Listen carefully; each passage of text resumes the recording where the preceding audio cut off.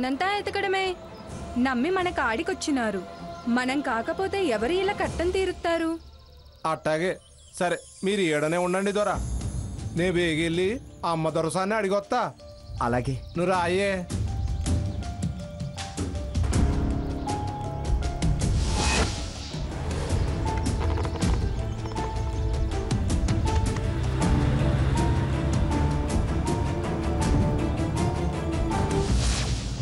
అయితే నా జీవితం 48 గంటల మీద ఆధారపడి ఉంది. రాగలిగితేనే మళ్ళీ పలకరింపు.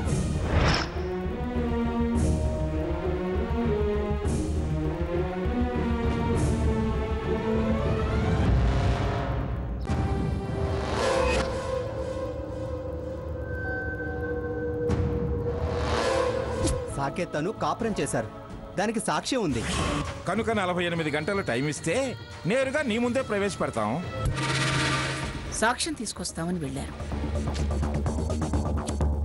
ఎవరిని తీసుకొస్తారు?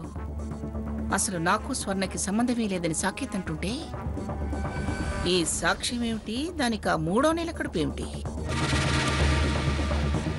నాకేమీ అర్థం కావట్లేదు. మంచి అనుకుని ఆ ఇంటి సంబంధానికి వెళ్ళాను. వాళ్ళ చేష్టలు అసహ్యాన్ని కలిగిస్తున్నాయి. రాణి, ఆ సాక్షి ఎవరో, వాడి చెప్పేదేమిటో విన్న తర్వాత గాని వీళ్ళ సంగతి తేల్చాను. ఇంతకాలం సాకేత్ అన్న మాటలు పట్టించుకోలేదు. ఈసారి మాత్రం నిజానిజాల నిగ్గు తేల్చాలి.